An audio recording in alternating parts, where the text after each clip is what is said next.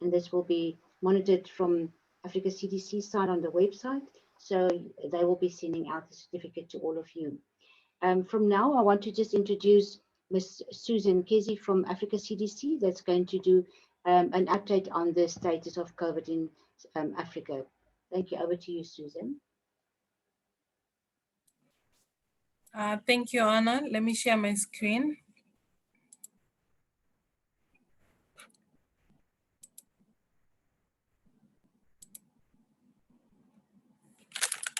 Yes, good morning, everyone, and good afternoon.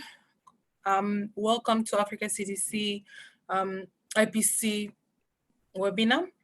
I'm going to present the COVID-19 pandemic epidemiological situation as of today, 9 a.m. in the morning, East African time.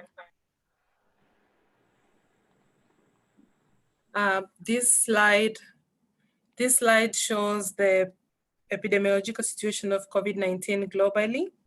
The map shows the distribution of COVID-19 cases by country across the world.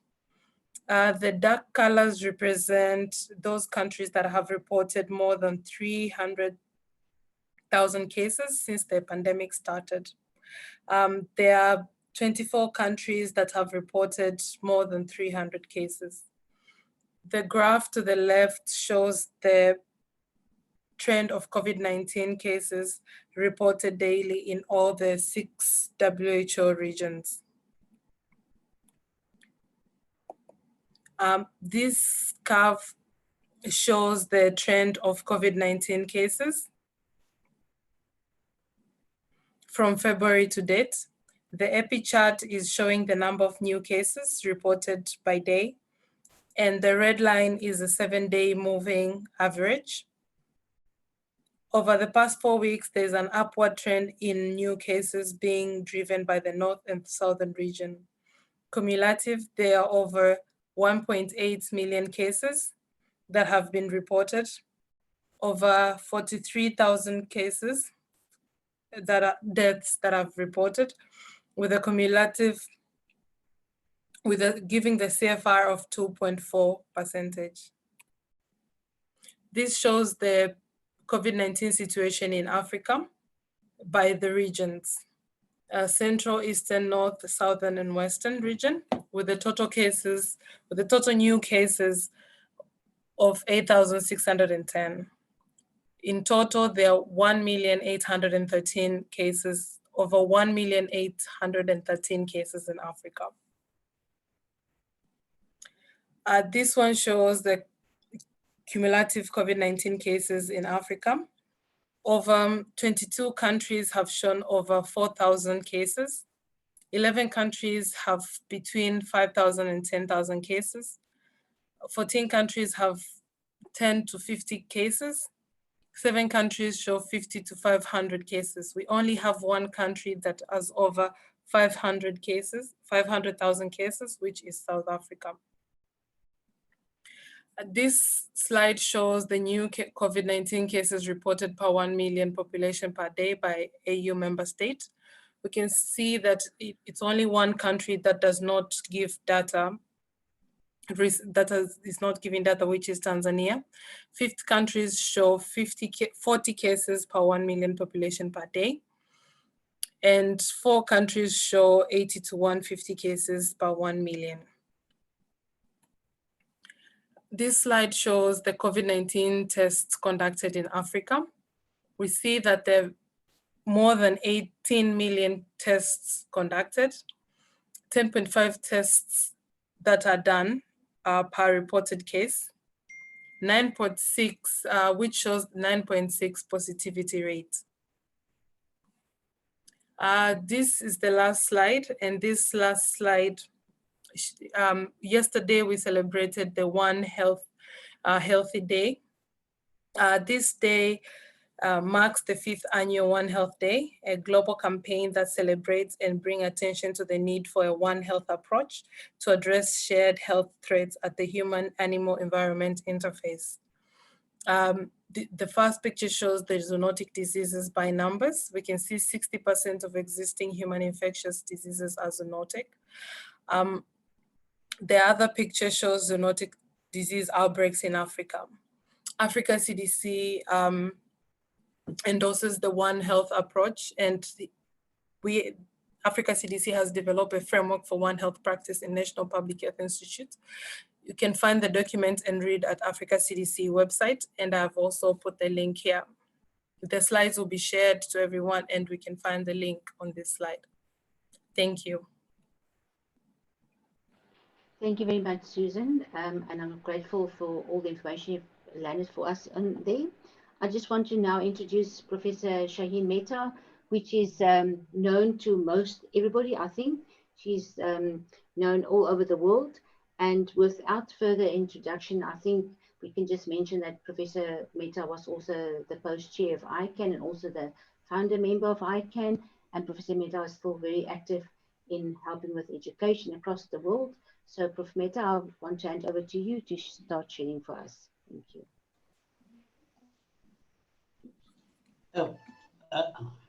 Hello, everybody. I'm trying to start my video, which is here. So good day, everybody, and thank you so much for the privilege of presenting at the Africa CDC this very exciting series of seminars, which are so pertinent to us and which cover all the information and all the areas that are particular to the African continent.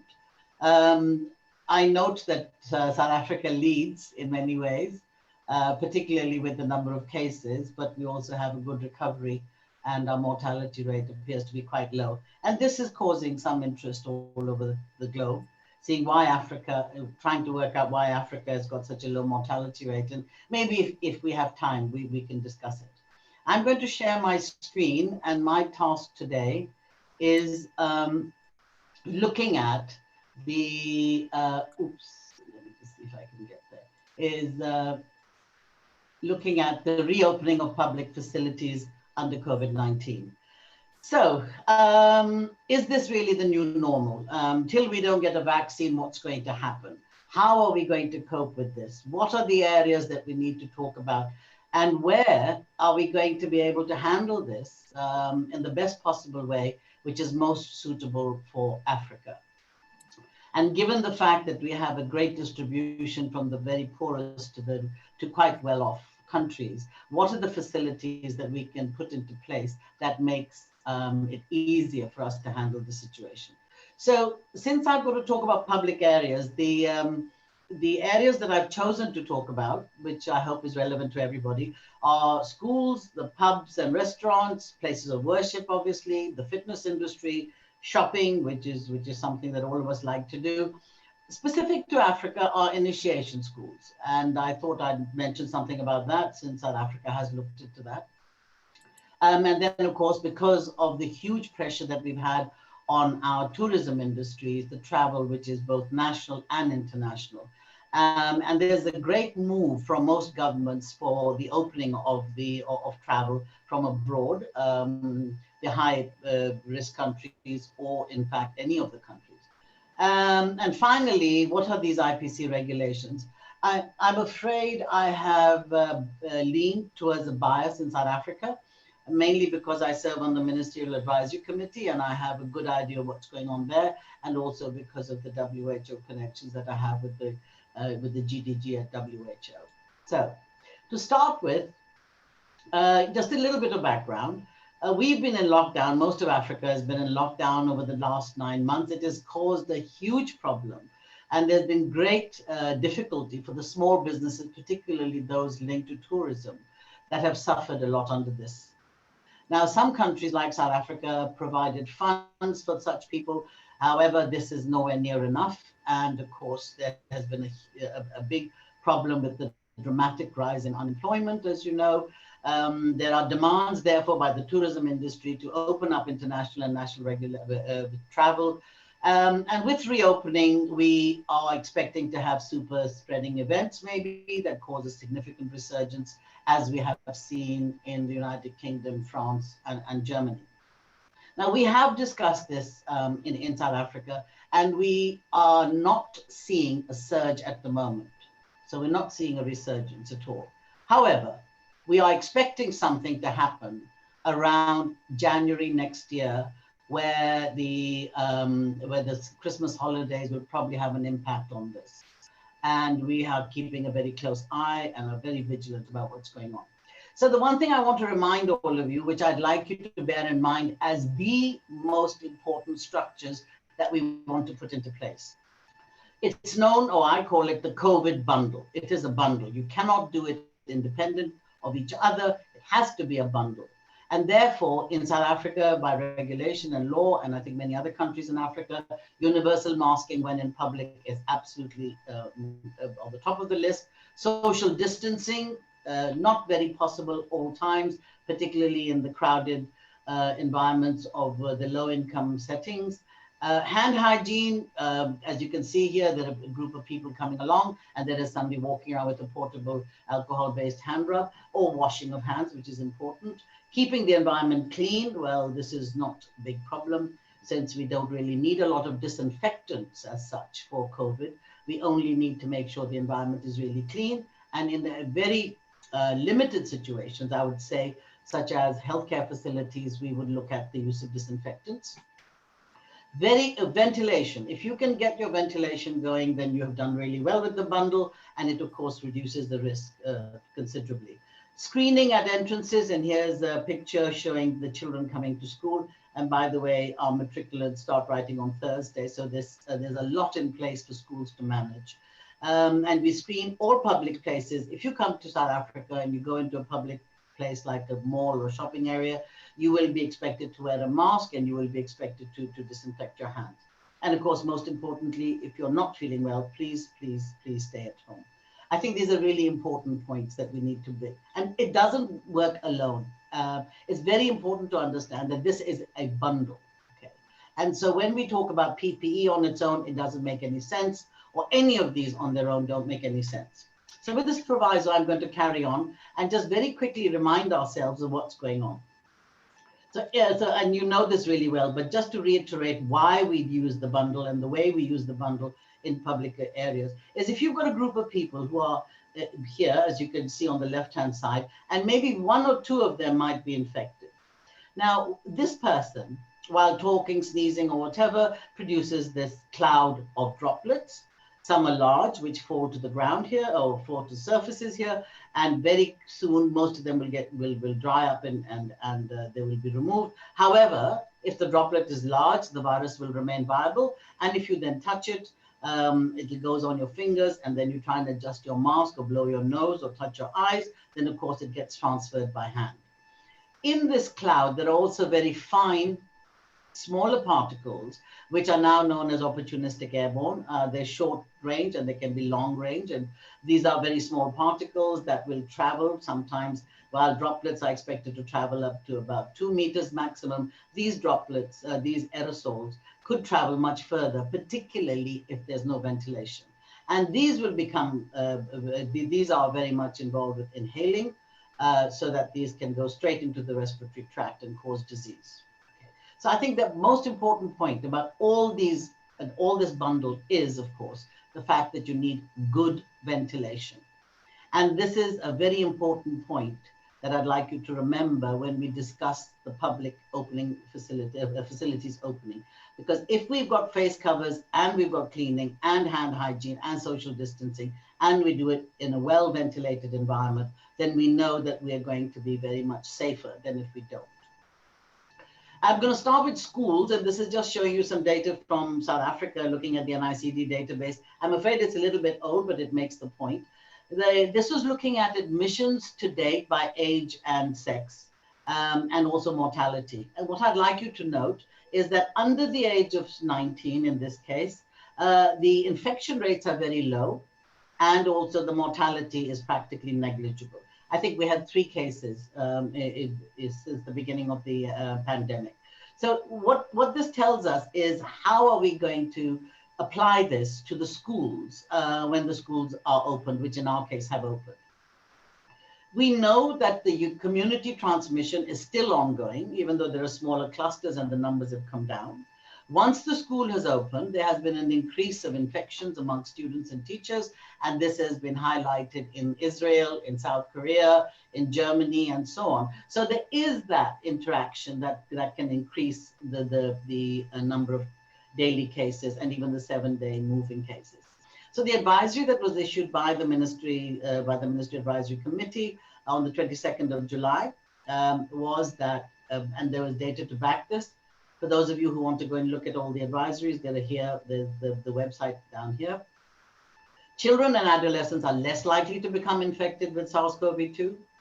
The younger children are less likely to transmit it to others. However, that now is modified a little bit. They do carry the virus, but not as much. Adolescents, however, have a very similar rate as compared with the adults. And children and adolescents who are infected are much less likely to have severe disease. And I think that's really quite important. So the question then arises is that should all children wear masks? And I'm just presenting you two papers that were published showing that children under 5 had significantly lower counts compared with children between 5 and 17. And you can see it here on the box graphs here, the whisker graphs here. This is under 5 to 17, very similar to those who are 18 and over. Also, that the children under 5 with mild or moderate COVID have high counts of the virus itself in the nasopharyngeal space compared with the others. However, these are not necessarily viable. They don't have a high transmissibility. The most recent data coming from the Emerging Infectious Diseases Journal, which was published in October, showed that now there's a correlation between the fact that you have a high viral load of nucleic acid levels. There is the ability to culture infectious virus from it, albeit in very small numbers. The WHO has attended to this and they have discussed this, and there will be a new document coming out, or revised document rather, coming out within the next week or so on masks. Then the viral load at diagnosis is comparable for the for those of adults and shedding, and of course that the virus, if it is there, will be able to cause disease, but it is very, very low and it's very small indeed. And this transmission usually takes place in crowded schools and amongst older children. Okay, and I think this is very important. This is the most recent journal publication that came out on the 26th of October. So this is hot off the press.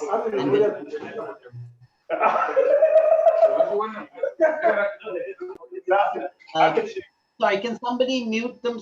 Thank you very much. Okay. So the recommendations that we make from the Ministry Advisory Committee, looking at what's going on, is the adherence to non-pharmaceutical interventions, or in other words, the COVID-19 bundle. The engineering, first and foremost, is ventilation and spacing, very important. Then staggering the timetables, and we've done this in South Africa. There are 2 sets of classes, one in the morning, one in the afternoon. And of course, these are smaller classes. The different groups of children attend at different times. So there'll be Mondays, Wednesdays, and Fridays for one, and Tuesdays, Thursdays, and Saturdays for another, if they come on Saturday. Screening when they come in every day. There's hand hygiene, there's cough etiquette, and of course there's regular environmental cleaning, which in this case we have recommended twice a day, with the evening one being disinfected more thoroughly than the morning. As far as protection is concerned, cloth masks are being advised, and eye protection like visors if indicated, such as children who are deaf and need to lip read, or children who are autistic, or adults who actually find it difficult to wear face cloth masks all the time. Okay. The screening of learners will happen, and if they are unwell, then they will stay home, and this happens before they come in. So during the surge of COVID-19 and the high community transmission, it showed evidence of limited impact of opening schools and the number of pediatric cases in South Africa. This was done, the work done in the Western Cape, but the number of pediatric cases admitted with infection was low. So in other words, by opening schools, which we did in September, during September and October, the admission of pediatric cases of COVID-19 was low, and the child mortality, of course, was low. So from our point of view, what are the best practices in schools? We have asked, and this is now happening in some places, that there be a COVID-19 educator monitor appointed, usually a teacher, or it could be a senior person, or it could be the head boy and girl. There will be social distancing, and you can see here, this is a typical example. Children will wear cloth masks, and teachers will wear cloth masks. We have asked that they take frequent mask breaks, which is every 2 hours. However, the most recent meeting that we had with the Department of Education said that, well, if they keep breaking every 2 hours, when are they going to study? So we have said then that they can actually break when they have their normal break. And usually most classes don't go on for more than 2 or 2.5 hours. There will be frequent cleaning, hand hygiene, very important, or hand sanitizer. They have to improve water supplies because some of our schools don't have good water supplies, and we've asked them to install tanks with water systems so they can wash, and of course improve sanitation, and you stay home. There was initially a move towards disinfecting tunnels and spraying of children, and we've been through all that, so I don't want to go over it again, but the advisory is absolutely not. Increase your hand hygiene, increase the ventilation, open the windows, and clean your surfaces regularly. And therefore, by applying the COVID bundle, this is the best practice. Now, another aspect of this that was not really very clearly dealt with, but has since come to light, and this has been since about August to September, that the educators themselves were very, very concerned about coming to work. Now, while this may not be an IPC matter, the Western Cape government has looked at the care of the mental health of educators and have produced some lovely posters, which I strongly recommend you go and have a look at, advising them, looking after their health, healthy eating habits, minimizing exposure, and use your senses to relieve stress with sight and sound and smell, and of course, giving people a hug and all that in the family, and movement, a lot of physical exercise.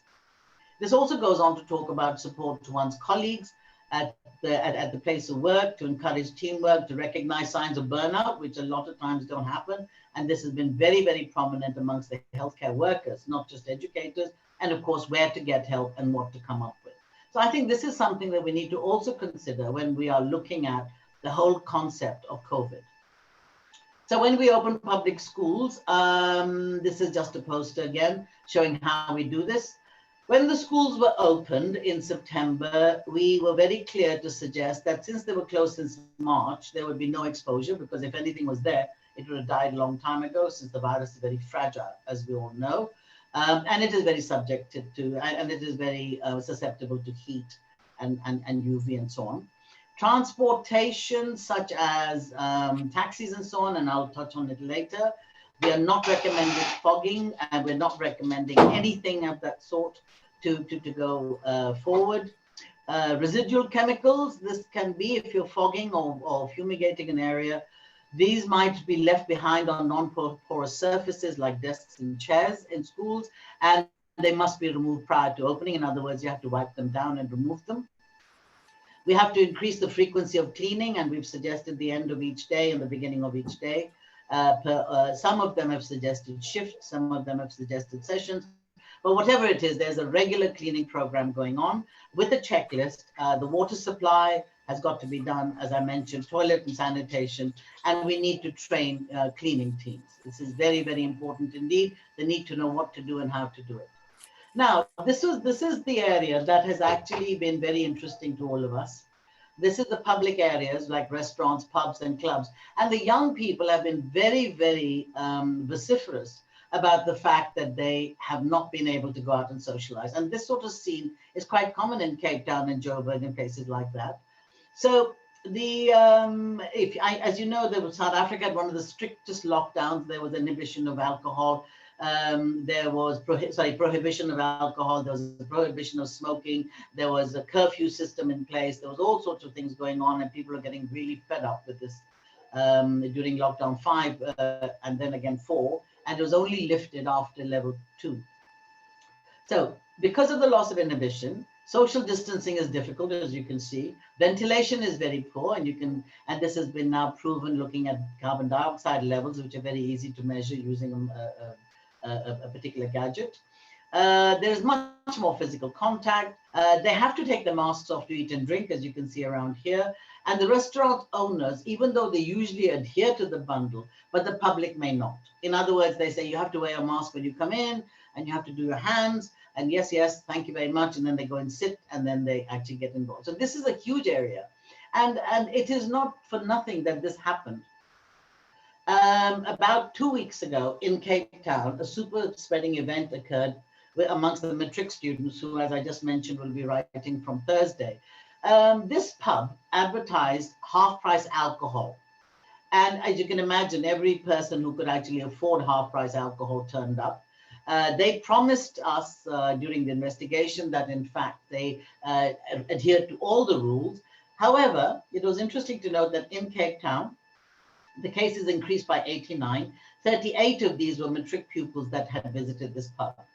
Also, just looking back over the data that is collected, as we've seen now also from the ACDC, 2 weeks ago, there were 40, in other words, 15% of those that were tested positive were between the ages of 15 and 25. This jumped to 35%, 35% in the same age group during this particular mini outbreak or cluster. And the whole concept of super spreading is a very, very important one indeed, because it clearly demonstrates that from all the published literature, that 10% of people that are infected have managed to infect 80% of the global cases to date. The impact, as you can imagine, the food and drug and drink industry was absolutely huge. It was lift the ban, you're killing us, this is terrible. And what has been advised is that as much as possible, people should be sitting outside, as you can see on the right-hand side. So the best practice that has been advised in the advisory was that you sit outside, you take an extra jacket if it's cold, like Cape Town.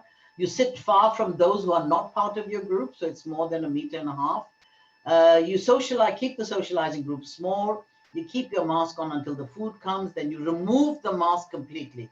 Pulling a mask down or wearing it around your neck is just as dangerous as not wearing a mask. You have to remove your mask completely and sanitize your hands before eating, and of course after removing your mask, and then you eat and drink sensibly, and you enjoy the evening. And that is going to have a huge impact on our food and drink industry, because as you know, this is a major part of tourism.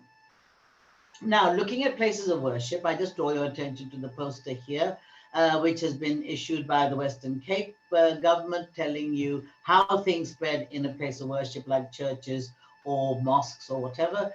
These are large gatherings in small spaces with poor ventilation. Okay, people do stand together quite closely packed, but most importantly, they're singing, they're talking, and many people take the masks off during this activity. So this, of course, contradicts itself, doesn't it? Because when you need the mask most is when you're singing and talking. So therefore, if this is going to happen, it is wisest to keep the mask on. If you're wearing a cloth mask, this is best. Everybody should keep their mask on. I know we can't hear the music as beautifully, or we can't hear everything people are saying, but this will definitely be much easier than actually taking the mask off. Socializing after church, it has been suggested, very strongly recommended, that that should not happen. Can you please just do your thing and go home if you don't mind? And maybe another time next year, you'll be able to socialize more. And of course, some of these have become super spreading events in South Africa. We've seen church spreads and we've seen funeral spreads. And I think it's really important that we understand the place of worship.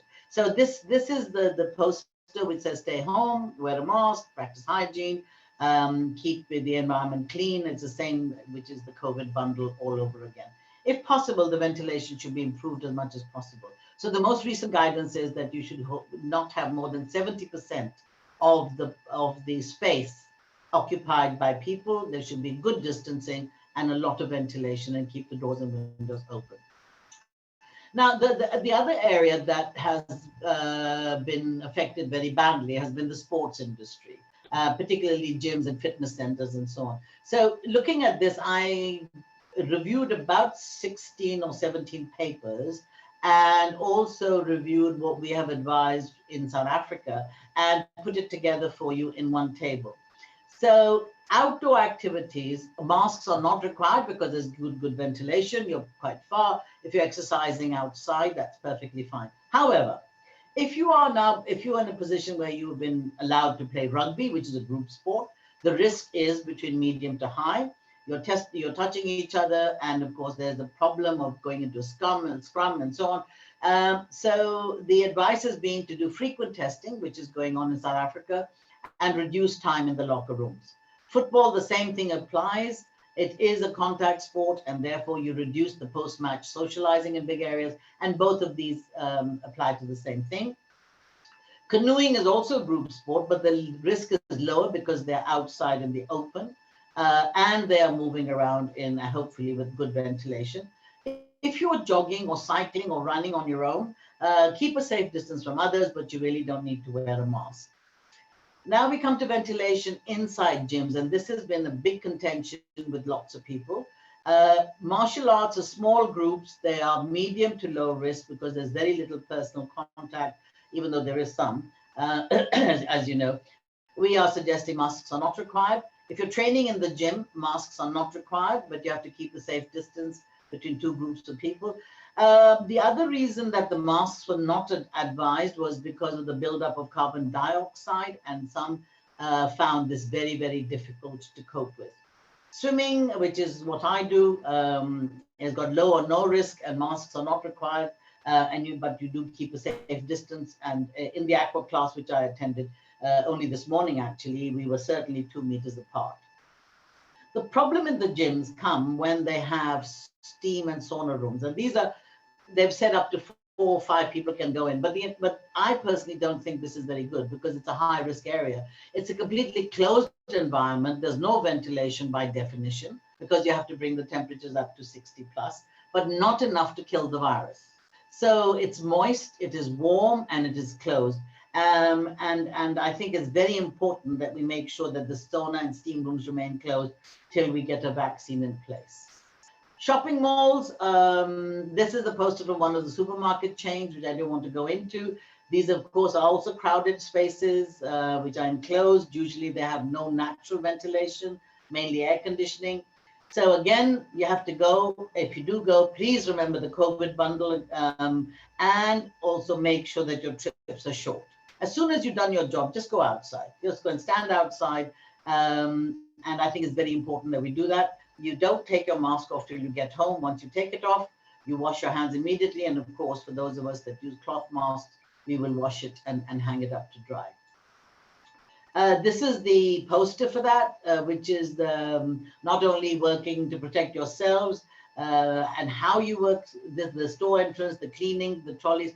Now, there are security guards at every single mall in South Africa. And if you walk in there, like I saw yesterday and this morning, without a face cover, they will tell you to leave.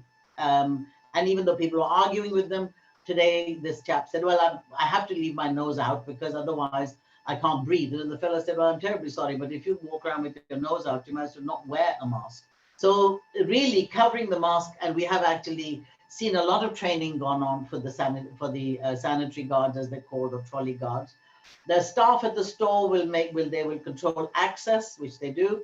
Staff in the store will clean, and they will make sure everything is okay. They are using bleach, and they're using gloves and so on. They will maintain the distance, and the trolley guards will make sure that the trolleys are cleaned properly and that the hands are cleaned and so on. Now, there's also a very nice one that I like, which says, protect our grocery store staff, okay? In other words, don't go leaning over them and don't go jumping all over them. They say, sanitize your hands, keep their distance, and wearing masks. Now, I know I sound like I'm repeating myself over and over again, but for us to stop this resurgence, we have to make sure that as of level 1 onwards, even level 2 where it was possible, the coronavirus, the COVID-19 bundle must always be followed. Because if it doesn't, and if it's not followed, it will be a terrible situation. And what we don't want, none of us want, is for us to go down into a lockdown again. I mean, we've just had enough of that. So if I may come to something which is very peculiar to, certainly in South Africa, but also in other parts of Africa, there were reports in mid-September of COVID outbreaks in the initiation schools in one of the provinces.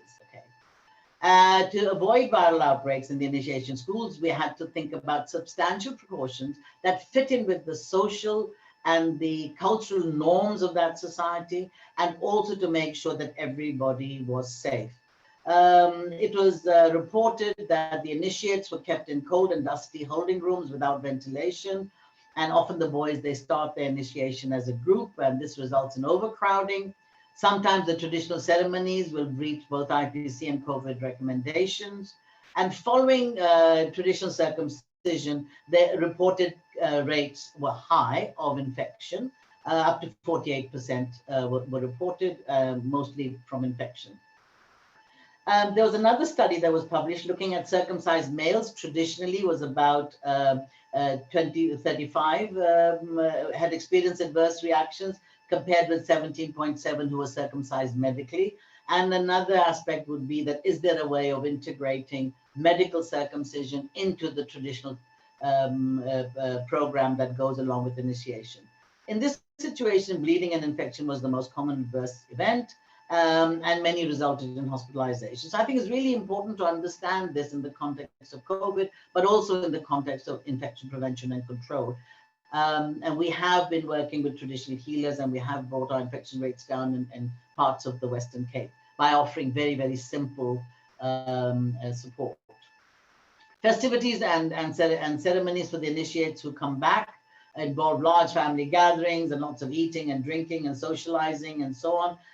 These could be super spreading events, and it might be difficult to observe social distancing as some of these are held in closed spaces and may not have adequate ventilation. So for those of you who don't know, this is a pre-initiate and these are the post-initiate peoples coming back. This was open in level 1. I think December is the time we're going to open. The local initiation forum committees have been established now to monitor the compliance, and these guys will visit regularly, looking at the pre-screening and test negative results for both initiates and supervisors. Initiate supervisors to quarantine for 10 days if committed to supervise despite the test results. Now, this is really quite powerful. Not sure that all of it can happen, but this is what has been advised. School rules are that you only admit the number of initiates where the distance of 1.5 can be maintained. There's no sharing of utensils, must have good ventilation. There should be frequent cleaning regimes. And the best part of it is that the initiation forum or committee will go and frequently check these schools and monitor them and write a report which will send back to the National Department of Health. Okay. So when they return home, traditionally the ceremony will be limited to about 100 people. This is to be held between 8 and 5 p.m. You can't share utensils. The quantity of alcohol should be minimized. I don't know how you do that, but anyway, that's what's been said. Hand sanitizing must be available. No ceremonies if the rate of transmission has increased in the community. And community forums will be established, as I've already mentioned. So there's going to be activity, but there's not going to be a lot of activity. The more activity outside, the better. The traditional surgeons and assistants have also been involved, and they have been trained to carry out hand hygiene, to wear a mask, whether medical or surgical, and gloves during the ceremony, which they change after each case and procedure. The problem was the facility of being able to purchase these masks or to have them made available, the gloves available. So this, in some situations, the provincial departments of health have supplied the mask and the glove according to the number of initiates in that school. So if you say I've got 10 initiates, then you will get 10 gloves. Provision of masks and sanitizers for the initiates have been brought. Those who bring food to the initiates, these are usually young people, young male boys, they have to comply with the COVID bundle. Traditional surgeons and assistants to be trained in COVID protocol, and all other practices before the schools open in December. This is absolutely essential, and we have to look at evidence that this has happened. Random test and screening can happen, and this can be done in areas if there's a hotspot. Very quickly will be tested and the results will come back.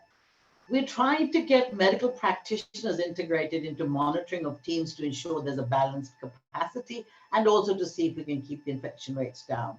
There are no visitors allowed as there used to be during, including the young boys who assist the initiates. And then coming finally, I think you've heard a lot about this. We had a whole session on this, I remember, with in the webinars. This is how to hold a safe funeral. 100 people allowed inside, and now you can have 250 people outside. COVID bundle again, keep the food and alcohol to a minimum. minimize your contact. There's still no night vigil at level 1. So you come, you say your stuff, you do your bits, you sort of wave at each other, and then you really go. And that's it. You have to avoid handshakes, hugging, and kissing at the moment. Public transport, again, I'm going to say, remember the COVID bundle. We have marshals at public health facilities now, and many of the taxi ranks have cordoned off the areas, and they have got a single entrance into where you can pick up your taxi.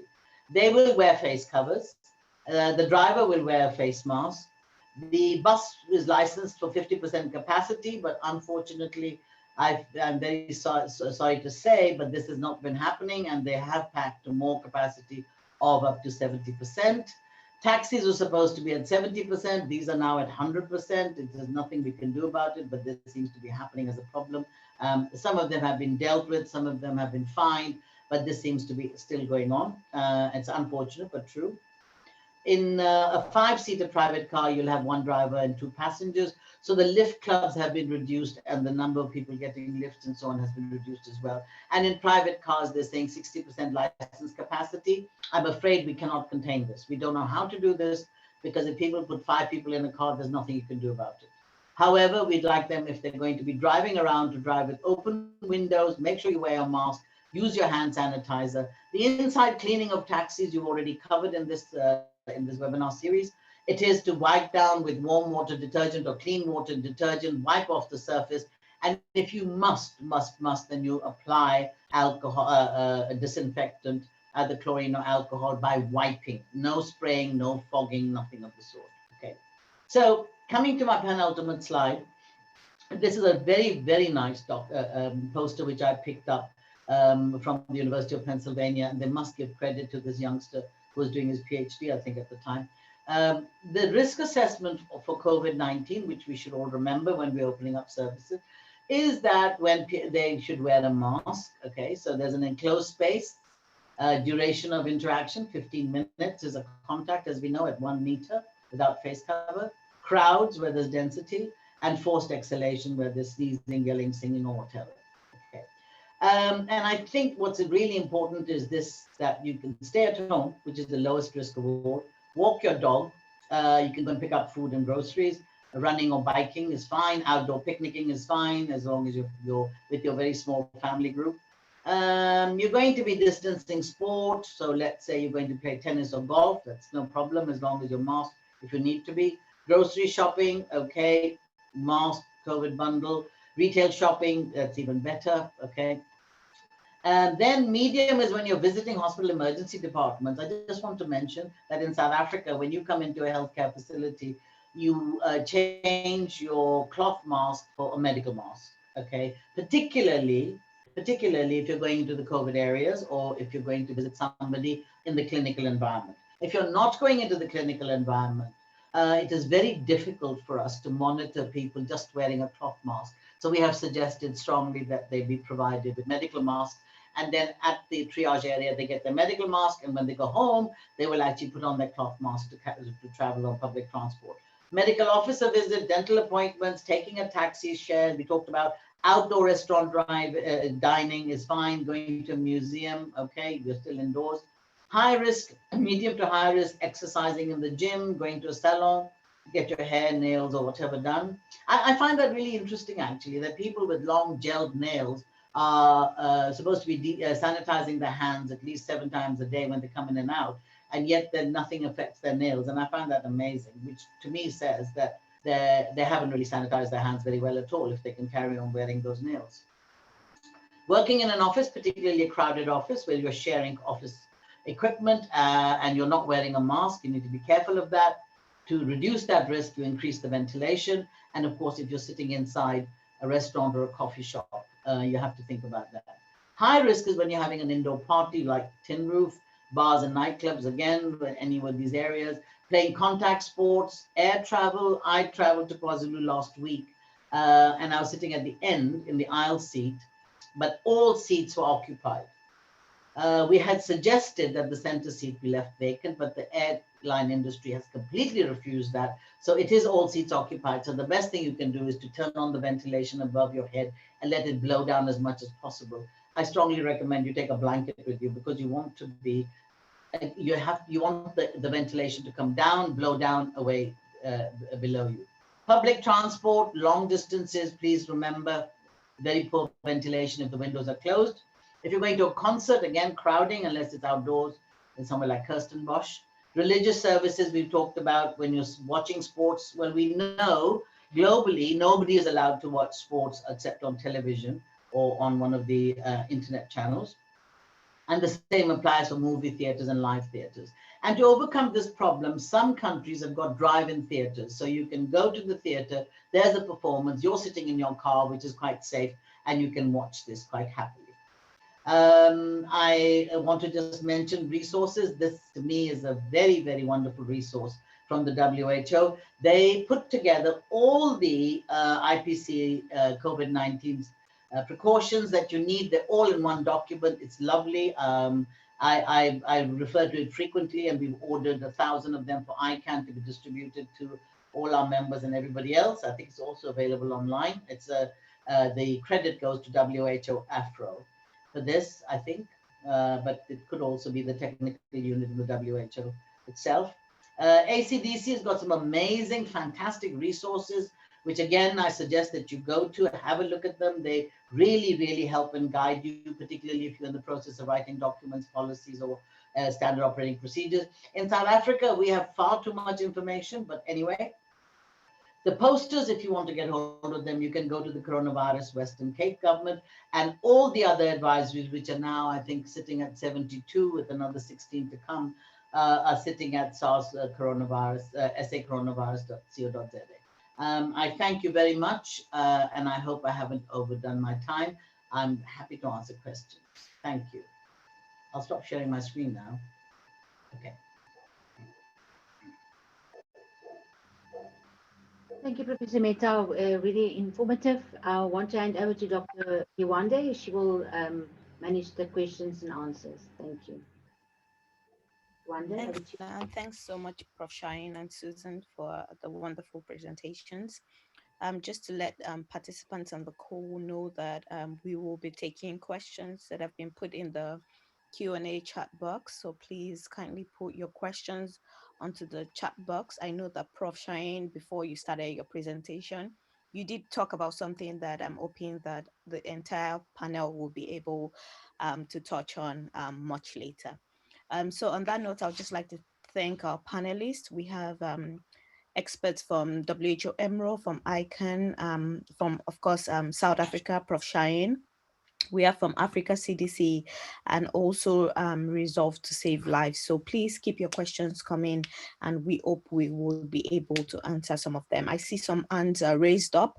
Kindly put your questions on the Q&A chat box. So I think the first question to you, Prof Shade, is what do you mean by taking frequent mask breaks, and what is the rationale for that as a best practice for schools? Thank you. I think that's a really important question. And in fact, I was talking to the Department of Education yesterday, and they asked the same question. If you're wearing a mask properly, you cover your nose and your mouth, and it's up to here. You actually, after a couple of hours, will start accumulating oxygen. That has been shown in about 15 to 20% of people wearing face covers. So the idea is that, especially for children, if they start feeling drowsy or woozy after a while, and unfortunately, some of our children come to school, they are hungry, they haven't eaten properly, and so they're physically not very fit. We've asked that they go out into the playground at their break, and they take off their mask. Now, many of our schools have got marks. They've got 1.5 meter spaces that they have marked out on the playground, where each child will stand, take off their mask, and breathe deeply for about 10 minutes, 5 to 10 minutes. Okay, and this allows them to get to be reoxygenated, and obviously to return some of the oxygen to the brain, which hopefully will improve their grades no end. And that is what the break is for. Now, we have also advised the teachers do the same. So the point is that if you're wearing a mask properly, you really need to take this break. Okay. When I was in KwaZulu-Natal, I was teaching a class full of people. The first thing we did was we moved from one room to another, to a much better ventilated area, opened all the doors and windows, getting blown away, but that was fine. And I was standing up in front, so I was 2.5 meters, 4 meters away from everybody, but I took off my mask. All right. So in that situation, but not the others had not taken off their masks. So after an hour and a half, 2 hours, they all had to march outside, take off their masks and stand outside and breathe properly. So this mask break is really important if we want people to comply with the COVID bundle, particularly the face covers. I hope that helps. Fantastic. Thank you so much. I would like to catch your breath for a bit as I move on to the next panelist. We have an expert from USCDC, Elizabeth, and this is just really about environmental cleaning. Just ideas around shared office spaces. Elizabeth, if you would like to take a go at that, just looking at how often a shared office space should be cleaned. I believe that the person is already aware of what you should be cleaning with. How often? Yes, and good afternoon to you all. It depends on how often a shared office space should be cleaned. Really depends on how many people are using it.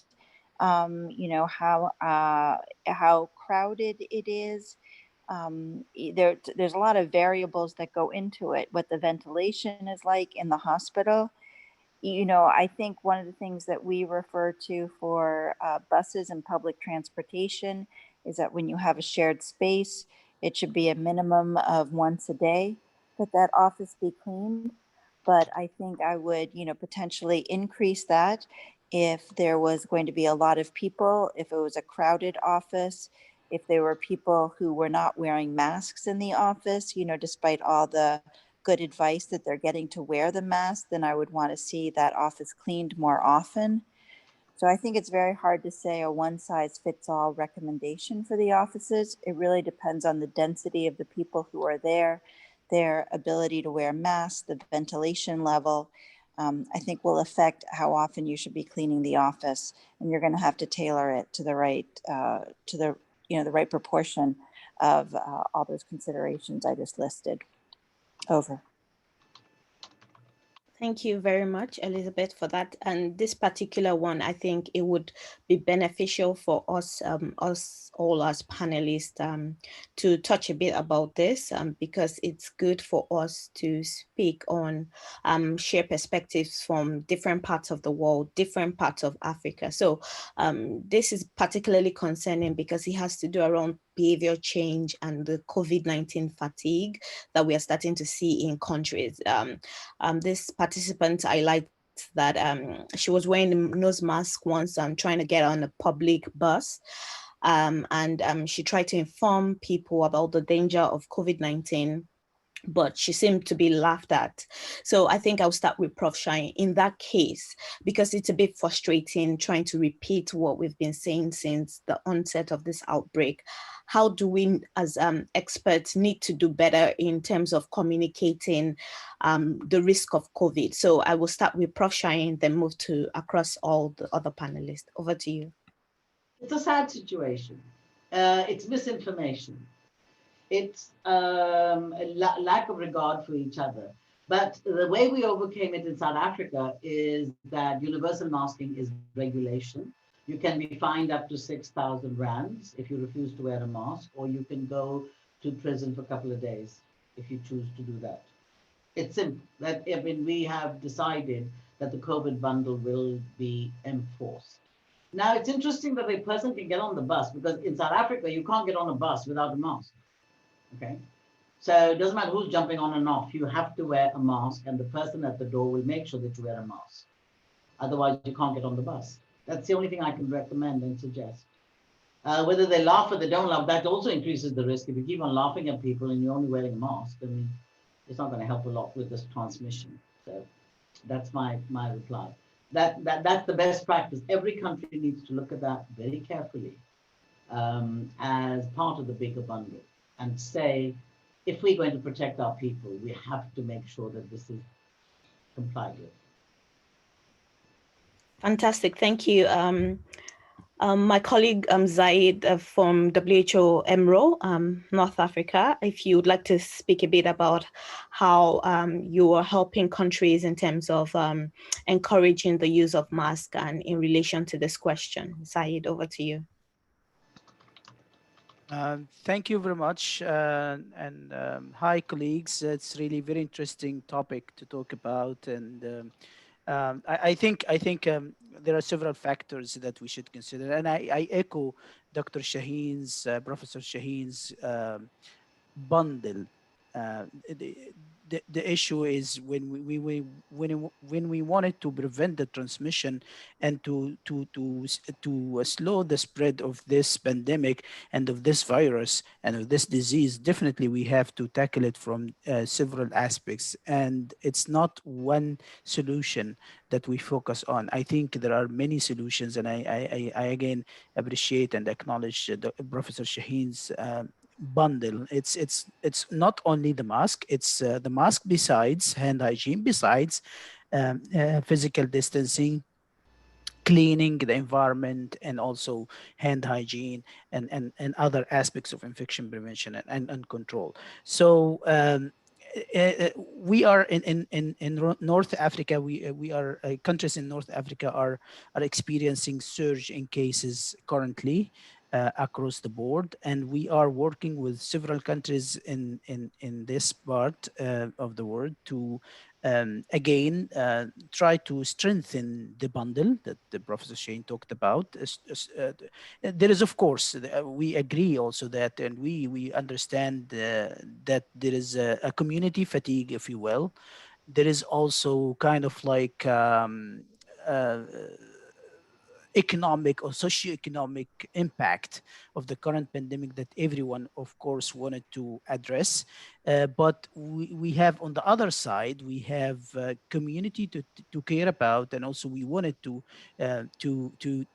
slow the spread and to cut it. Actually, the faster we cut the spread, the faster we will gain on the socioeconomic impact. So we have to have this balance between what we wanted to do at the individual level and what we wanted to gain at the societal level. So the message is we have to tackle this. We have to work together. We have to protect each other. And I really appreciate the note that some people use. I wear the mask to protect you. So putting that in mind, that in the society we have a lot of people who are at more risk, more people with comorbidities, more people with immune compromised situations that we wanted to protect. And as Dr. Shaheen said, even among people with no comorbidities, previously known healthy people, we see manifestation of severe disease among those people as well across the ages. Of course, the older the age, the more severe is the case.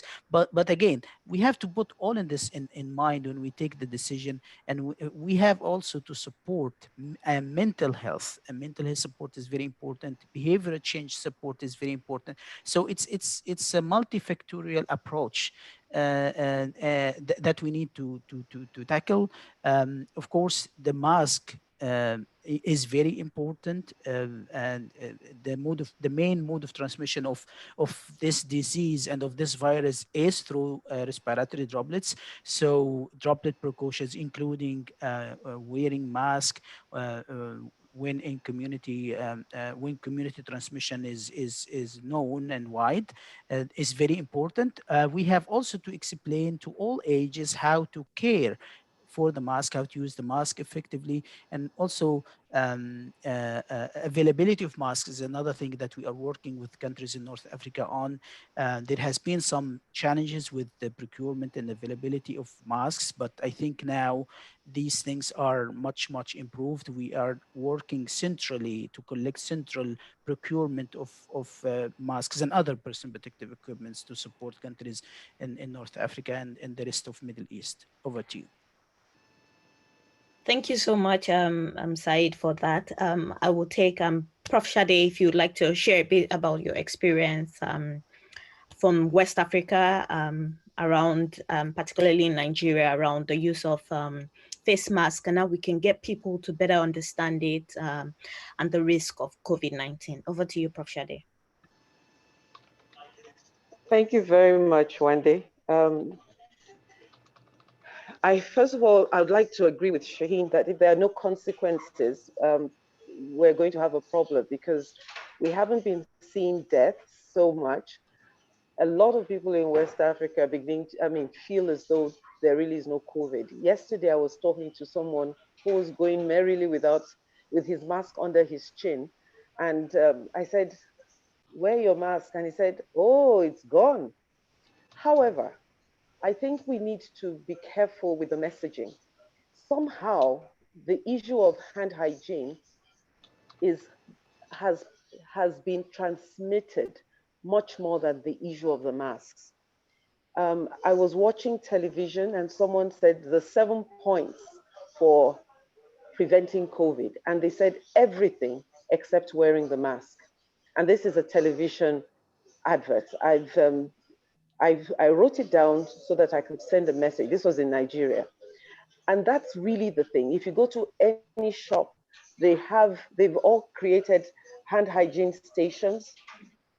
But they're not, they say wear your mask, but there's very little enforcement of the mask. So I think we really need to increase the messaging about masks and talk a little bit more about the increasing, we're beginning to see more cases of COVID-19.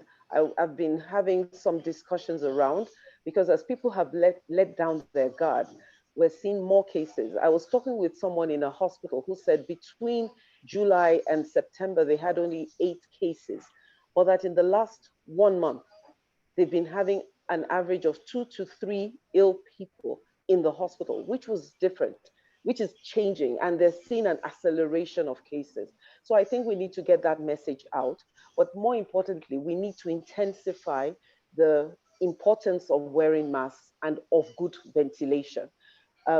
We use a lot of air conditioners, and I think that message about air conditioning circulating air, and that's not good ventilation, needs to really come out a lot more than what we've been doing. So my admonition, because I don't want to repeat what everybody says, I agree with them, but I think we need to increase the messaging in such a way that we let them appreciate the importance of the masks.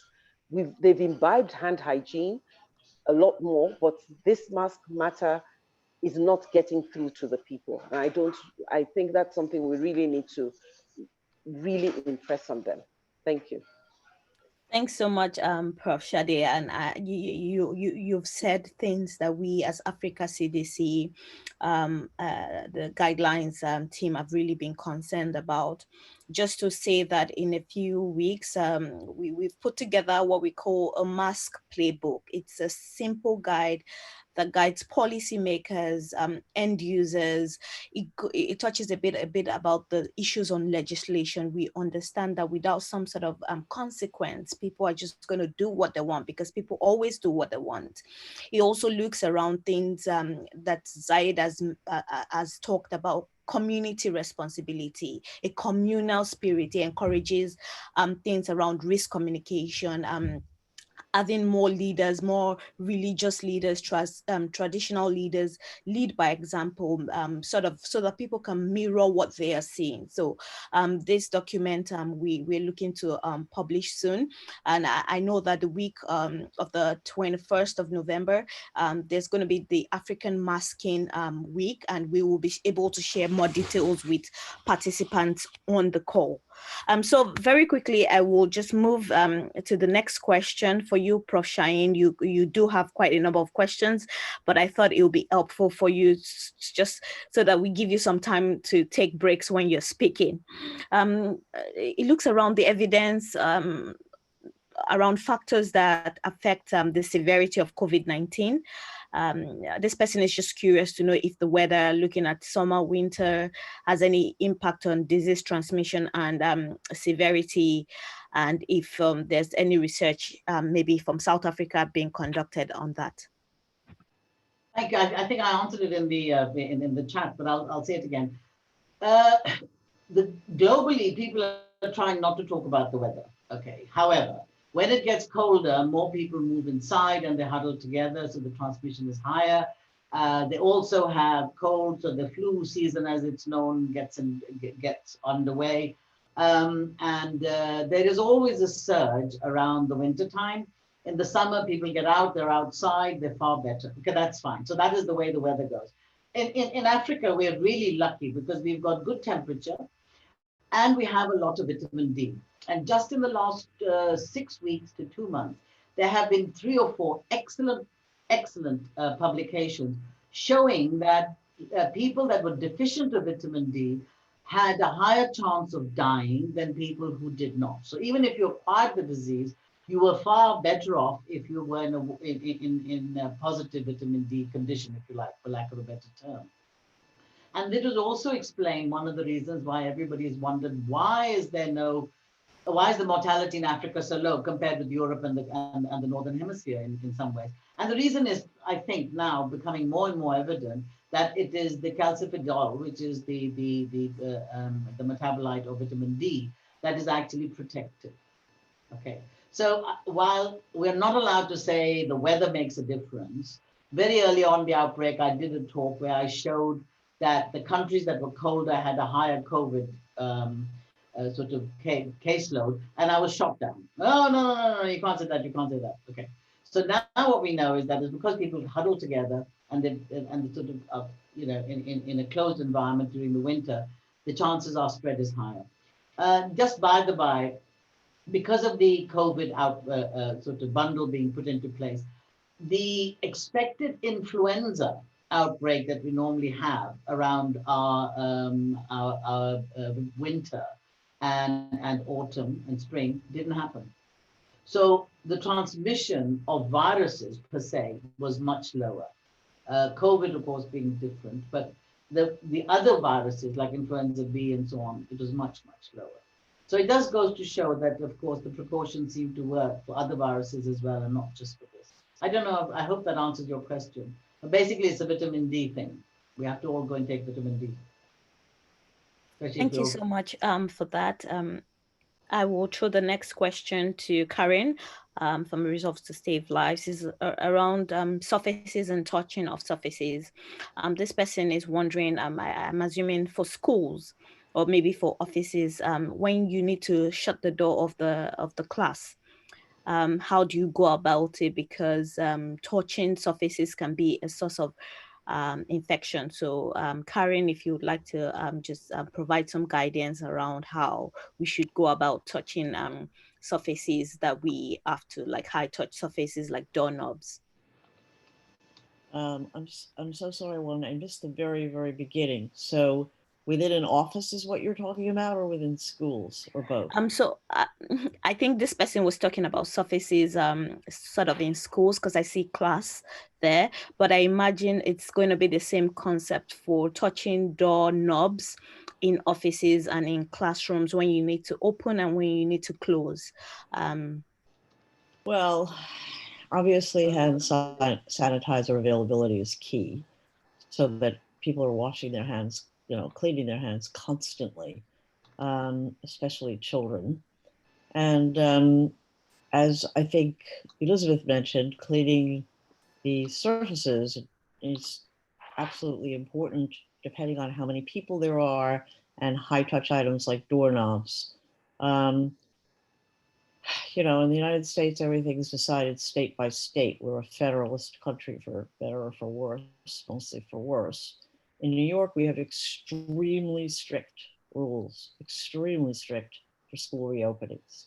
And there must be hand sanitizer, and the desks must be, we use 2 meters apart, and the windows must remain open. So far, it's been viable, but winter's coming, as Shaheen said. Once the weather starts to get cold, I expect it's going to be much more problematic.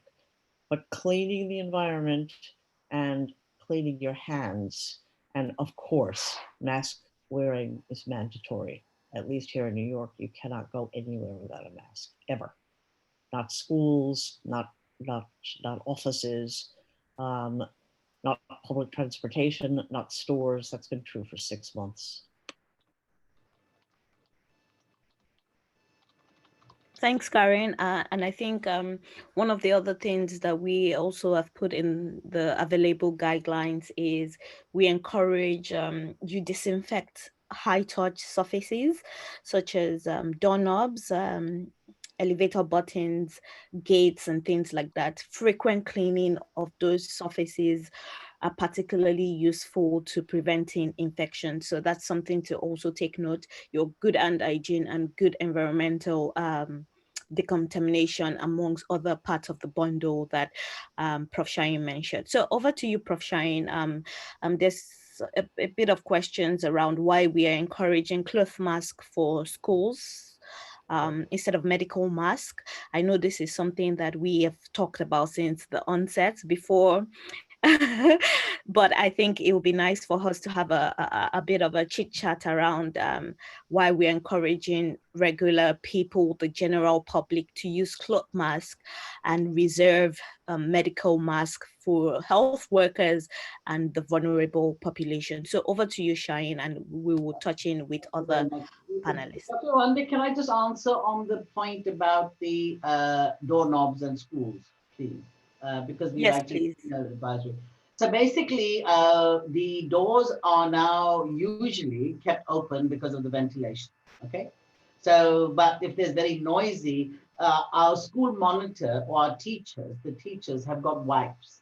And when the children have come in, they will go and they will wipe the surface. But don't forget, even if they don't wipe the surface, because of the hand hygiene program that's running in schools, the chances of transmission is much low. Right, I just wanted to mention that. We are not using a lot of disinfectant because of the asthma and eczema that children have started developing in the early part of the outbreak. So we now moved away to just cleaning, and certain surfaces, of course, we will disinfect. So I just wanted to talk about that. And you sort of your second question was about the weather, was it? Elimi? It was about cloth mask and medical mask. Yes, cloth mask versus, okay, right. You're right. This has been going on forever and a day. Cloth masks are source control. They are not PPE as we know for healthcare workers. So source control actually allows the person that is speaking to reduce the droplets that are going out. If everybody's wearing a mask, then the environmental contamination around the person on that side and this side, I protect you, as Ziad said, and I protect you and you protect me, is important. So cloth masks, and because we were so short of PPE for healthcare workers, we had said that they will not wear medical masks.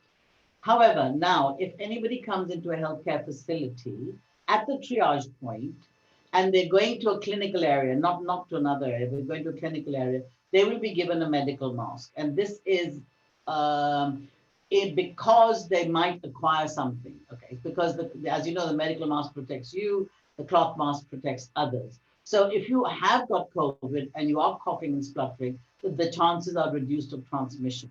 If you are going to acquire COVID, then the chances are reduced using a medical mask, which is why we suggest that they use a medical mask in healthcare facilities.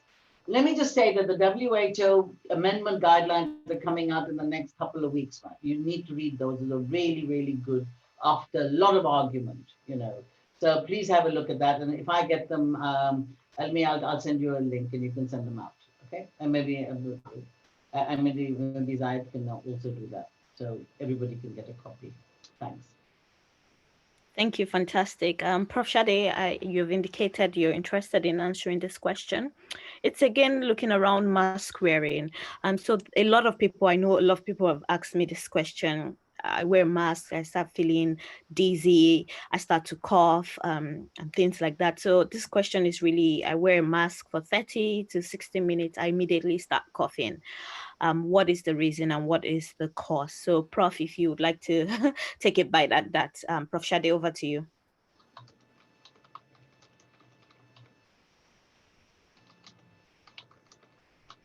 You're muted, Prof Shade. You need to unmute yourself.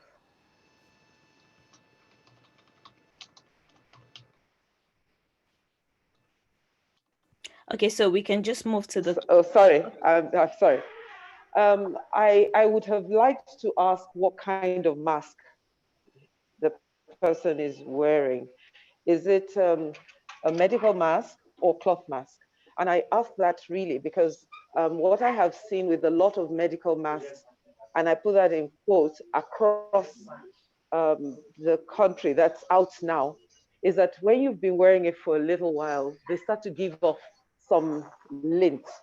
I don't know if anybody has seen that, but I've been seeing that when you've been wearing it for quite a while. Many of the ones around really start to give off some, the fabric seems to fray.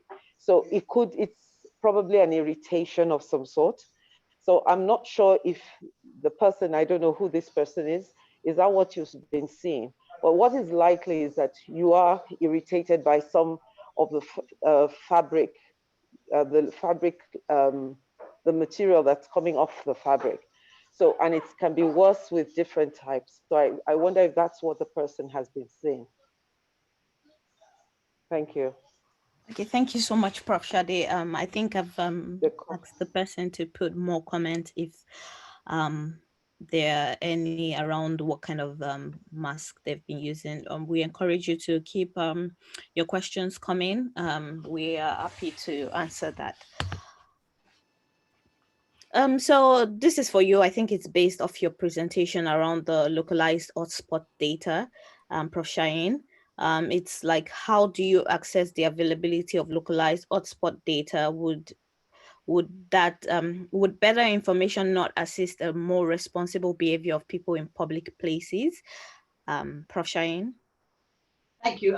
We have a very extensive and very in-depth data collection system in every province, in every district. And in fact, practically in every location. There's a daily reporting of new cases, and if there's a cluster, then of course the epidemiologist and the infection control people get involved immediately. So then this is mapped basically on a map, with the lack of a better term, and we actually can see the hotspot. So when we first had our outbreak in March, we could see that there was Cape Town Airport, and around it were the hotspots all the way around with Khayelitsha and so on and so forth. And that showed us there's really red inside, and then it goes out and it moves along. And as we know, those were initially super spreading events, so we can pick that up quite easily. It's actually data that's collected on a daily basis. It is backed up by data from the National Institute of Communicable Diseases, and it is mapped by a subgroup of the National Institute of Communicable Diseases, who do the mapping every day or every week. I hope that helps. Thank you. So I think this question I would pose to the all panelists, and if anyone wants to take a bite on it, it's come from Malawi.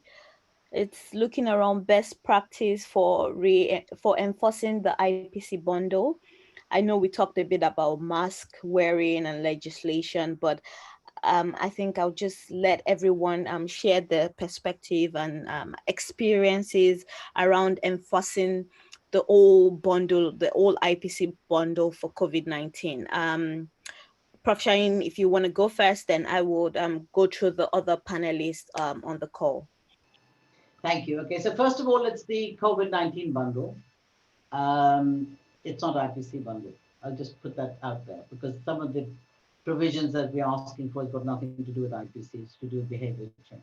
Okay, so it's a COVID-19 bundle. It is reinforced by regulation. We have a regulation which was modified in April. It is now the law, which means that if it's a regulation and you don't comply, that you will be penalized. And as I said, you can either be, if you were found not complying, then you would be fined, or you could be facing a short jail sentence. So that is the way it's reinforced in South Africa, because we are, having said that, there's some places where they're not. I mean, if you went today into certain areas, you wouldn't believe that there's an outbreak going on and everybody's wandering around like there's absolutely nothing going on. So that is also a problem. However, if we could when we make it into law, it's much easier to reinforce. I'm sure many of the African countries have got community health workers, and maybe they can also be part of the supporting program. I don't know whether that helps at all or not.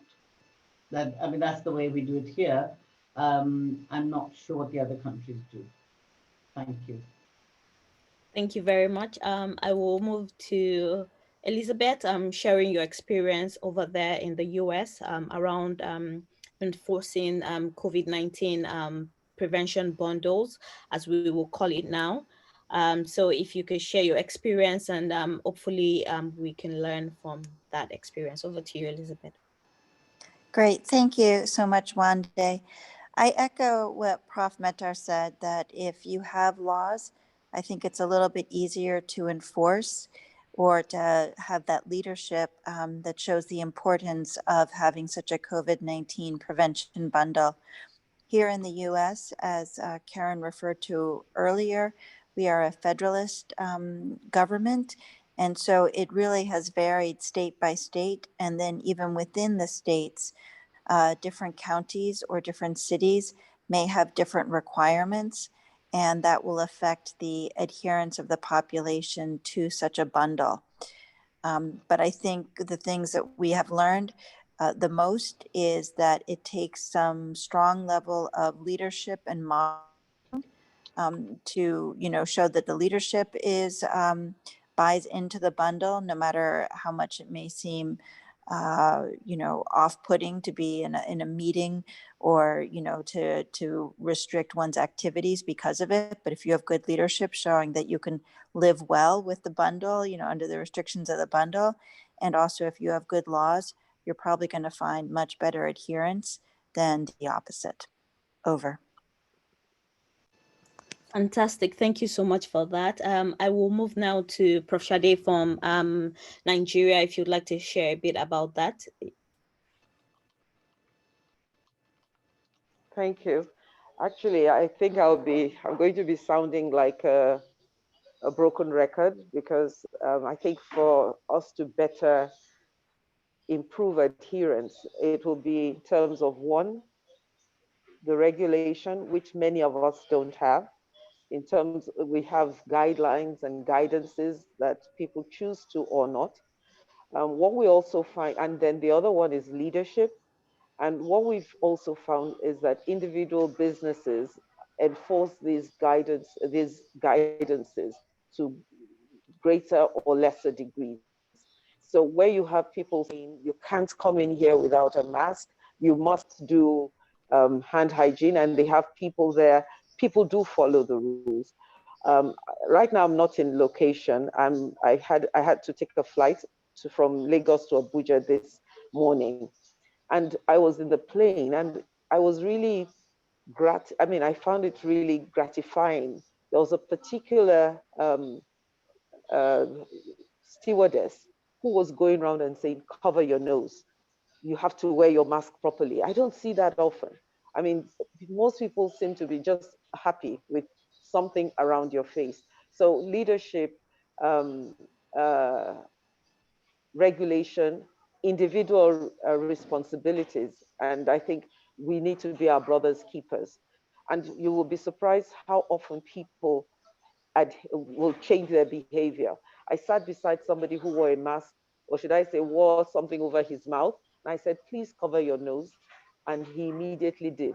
And so I think we should not be afraid to talk to our neighbors. So we don't have the regulations, but we do have the guidances, and we do have the ability to be leaders in our own spaces, which I think we should all plan to be uh, IPC bundle ambassadors and leaders.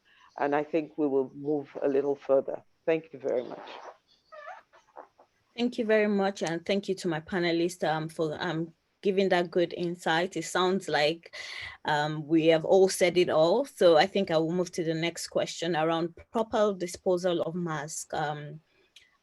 Prof Shade, I think this question was to you about knowing how to properly dispose masks and how to sensitize communities on waste disposal, looking at masks. Okay, well, I think the first point is that if it's a cloth mask, you wash it. Okay, we all do. We come home every day from whatever, you take off your mask, drop it in a ice cream tupper, and then wash it and then hang it up, and you have it ready for the next day.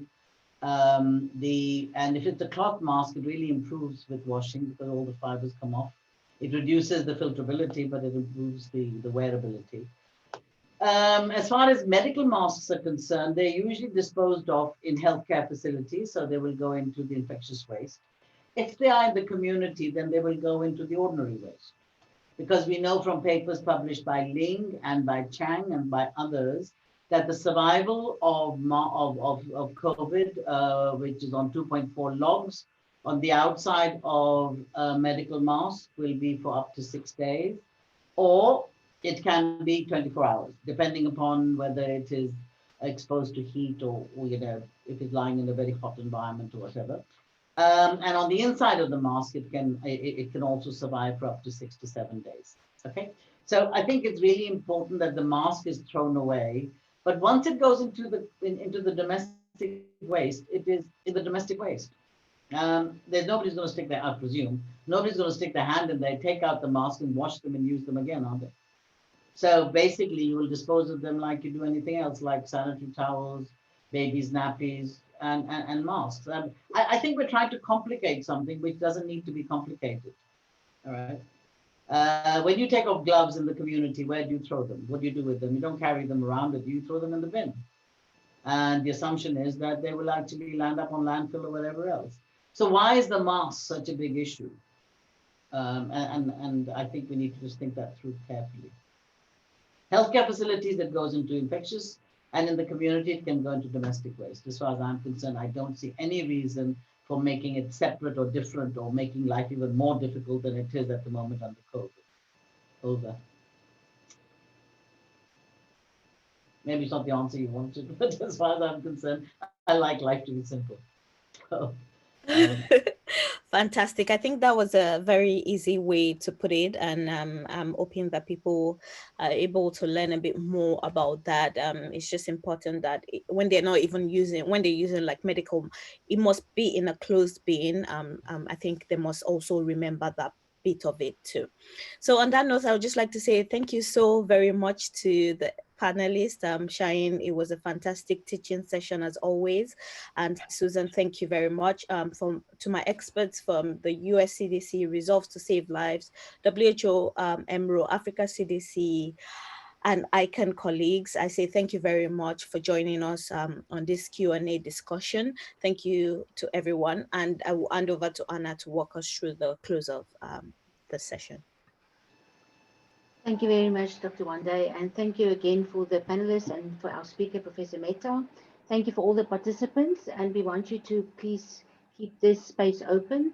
There will be a French version on Friday, as we normally have. So if there's anybody that wants to advertise this to the French-speaking community, they can also join on Friday. And then we'll start, if we'll get feedback from all of you next week with our next series. So if you do have any topics or anything you want us to discuss, please send us to Africa CDC or to ICANN your topics, and we'll see how we can assist you. Thank you very much and enjoy the rest of your day. Goodbye.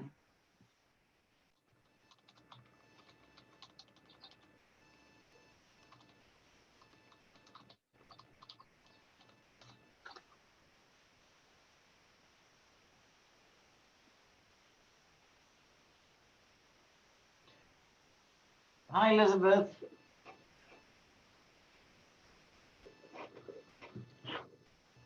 Hello, Shaheen. How's it going? Good. As always, a complete delight to hear you speak. Ugh, I love it every time. Every time. Thank you. I was going to say, have you guys sorted out this political structure yet? Have you guys managed to sort this out? No? We're waiting on a whole bunch of absentee ballots to be collected. Again, as we say, we're a federal